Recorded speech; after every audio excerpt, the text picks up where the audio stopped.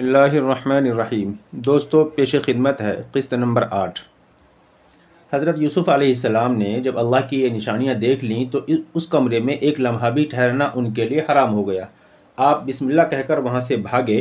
آپ کے پیچھے شہزادی زلیخا بھی دوڑیں۔ زلیخا کو پورا اطمینان تھا کہ یوسف علیہ السلام کہیں جا نہیں سکتے اور کسی بشر کی طاقت نہیں جو ان مقفل کمروں سے باہر نکل سکے، مگر حضرت یوسف علیہ السلام نے جس قفل کو ہاتھ لگایا وہ خود بخود کھلتا چلا گیا۔ ایک روایت میں ہے کہ قفل خود بخود حضرت یوسف علیہ السلام کے دروازے تک پہنچنے سے پہلے کھل جاتے تھے۔ جب آخری دروازے سے باہر نکلے تو آپ کا پیر کسی شے میں اٹکا اور آپ فرش زمین پر گر پڑے۔ اتنے میں زلیخا بھی وہاں آ پہنچی اور فوراً آپ کے کرتے کا دامن پکڑ لیا۔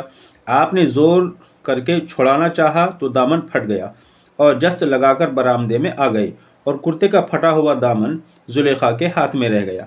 اس وقت عزیز مصر اس محل کو دیکھنے کی غرض سے آ رہا تھا۔ اس نے حضرت یوسف علیہ السلام کو اس طرح سراسیمہ و پریشان دیکھا تو وہ گھبرایا اور دریافت کیا کہ کیا بات ہے۔ حضرت یوسف علیہ السلام نے بربنائے مصلحت اصل بات کو چھپایا اور ٹال گئے، مگر عزیز مصر کی تسلی نہ ہوئی اور وہ حضرت یوسف علیہ السلام کا ہاتھ پکڑ کر محل میں لے گیا۔ بادشاہ نے جوں ہی دروازے پر قدم رکھا تو دیکھا کہ زلیخا حیران و پریشان کھڑی ہیں۔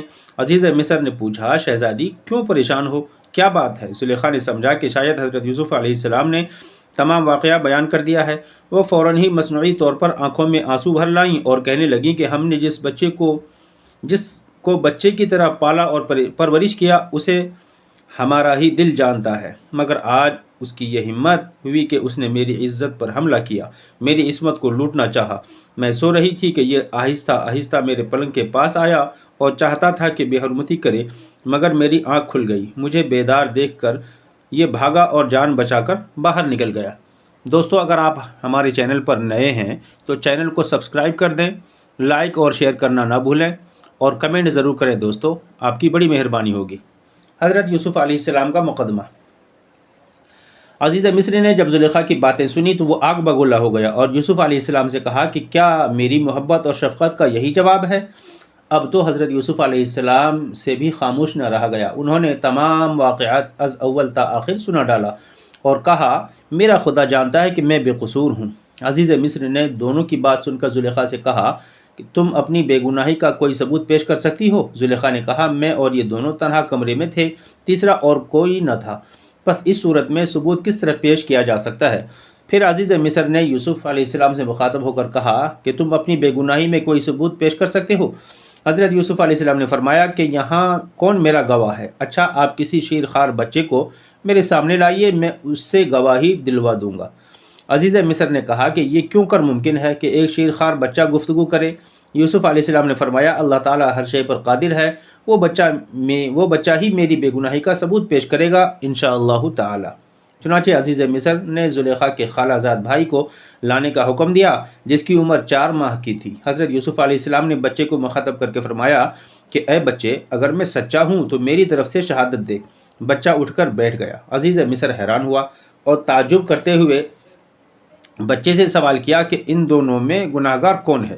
بچے نے کہا، میں گواہی دیتا ہوں کہ حضرت یوسف علیہ السلام بے قصور ہیں۔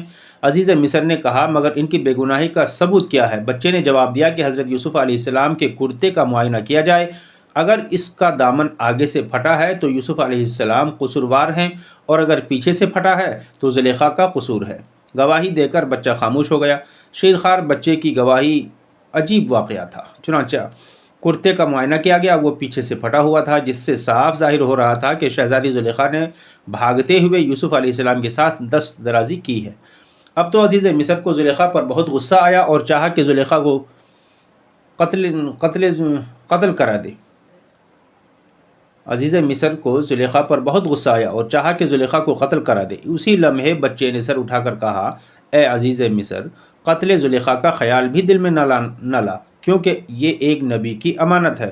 تجھے چاہیے کہ فوراً حضرت یوسف علیہ السلام سے معافی مانگ لے اور اس معاملے کی شہرت نہ ہو۔ عزیز مصر نے فوراً یوسف علیہ السلام سے معافی مانگ لی۔ بعد ازاں شہزادی زلیخا سے کہا کہ اے زلیخا، اس معاملے میں سراسر تمہارا قصور ہے، لہٰذا تم بھی یوسف علیہ السلام سے معافی مانگو۔ پھر عزیز مصر نے سب سے عہد لیا کہ وہ اس راز کو کسی اور کے سامنے افشا نہ کریں گے۔ مصر کی عورتیں غیر معمولی۔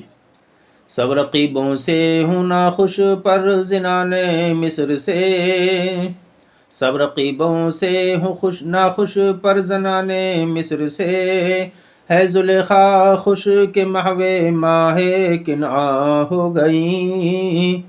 کچھ دنوں تک تو یوسف علیہ السلام و زلیخا کے عشق کا راز ہی رہا، لیکن مثل مشہور ہے کہ عشق اور مشک چھپائے نہیں چھپتے۔ رفتہ رفتہ یہ راز تشت ازبام ہو گیا اور تھوڑے ہی عرصے میں یہ بات محلوں سے نکل کر بازاروں میں گشت کرنے لگی۔ گھر گھر میں یہی چرچا تھا کہ زلیخا عزیز مصر کی شہزادی ہو کر اپنے غلام سے محبت کرتی ہے۔ زلیخا کا جس طرف گزر ہوتا عورتیں انگشت نمائی کرتیں۔ زلیخا پریشان تھیں کہ آخر اس بدنامی کے داغ کو اپنے دامن سے کس طرح دھوئیں اور زنان مصر کا منہ کس طرح بند کریں۔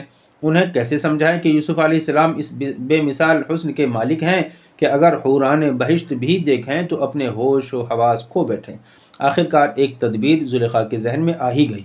انہوں نے ایک دن تمام امرائے مصر کی بیویوں کی دعوت کا اہتمام کیا اور شہر میں اعلان کروایا کہ جملہ خواتین اس دعوت میں شریک ہو سکتی ہیں۔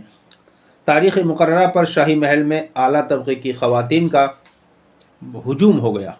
زلیخا نے دعوت کا نہایت شاندار انتظام کیا تھا۔ انواع و اقسام کے کھانے اور فواکہات اور عمدہ قسم کے مشروبات مہیا کیے گئے تھے اور بازو کے کمرے میں حضرت یوسف علیہ السلام کو بٹھا کر ہدایت کر دی تھی کہ جب میں اشارہ کروں آپ باہر آ جائیں۔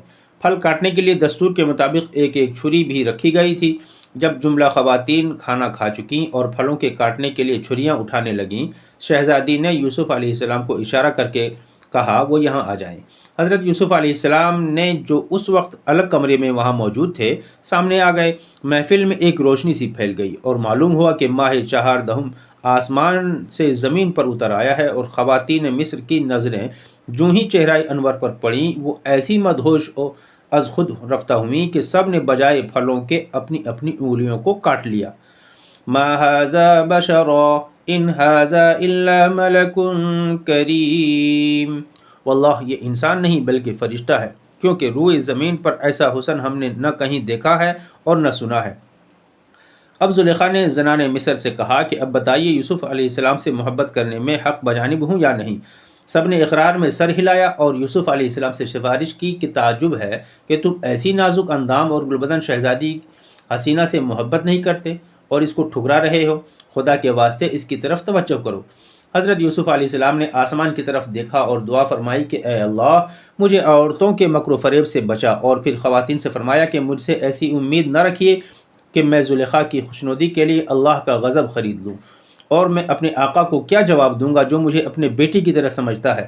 جب زنان مصر نے یہ سمجھ لیا کہ حضرت یوسف علیہ السلام کسی طرح بھی ماننے والے نہیں ہیں تو انہوں نے زلیخا کو الگ لے جا کر مشورہ دیا کہ سمجھانے بجھانے سے مطلب براری مشکل ہے، لہٰذا اب کچھ دوسری تدبیر سے کام لو، اور بہتر ہے کہ کچھ روز کے لیے انہیں اپنے سے دور کر کے جیل کی ہوا کھلاؤ، آپ سے آپ کا دماغ ٹھیک ہو جائے گا۔ شہزادی زلیخا کی سمجھ میں یہ بات آ گئی، چنانچہ انہوں نے ایک تدبیر سوچی اور ایک دن عزیز مصر سے کہا کہ یوسف علیہ السلام کے معاملے میں ہر چند میرا قصور تھا، مگر اب میں چاہتی ہوں کہ تمہارے ناموس کی بدنامی نہ ہو، اس لیے چند روز کے لیے یوسف علیہ السلام کو جیل بھجوا دو تاکہ ساکنان مصر کا منہ بند ہو جائے اور بدنامی کا دھبا دھل جائے۔ عزیز مصر کی سمجھ میں یہ بات آ گئی اور اس نے حضرت یوسف علیہ السلام کو جیل میں بھیج دیا۔ شہزادی زلیخا جناب یوسف علیہ السلام کو جیل میں بھجوا دینے کے بعد خود بھی افسردہ ہو گئیں اور اپنے کیے پر پچھتانے لگیں۔ وہ غم و غصے کی عالم میں ایسا کر گزری تھیں، مگر جب یوسف علیہ السلام کی نزاکت کا خیال آیا تو انہوں نے جیل خانے میں بھی ایسا انتظام کرا دیا کہ انہیں جو آرام محل سرائے شاہی میں تھا اس سے کہیں زیادہ جیل میں ملنے لگا۔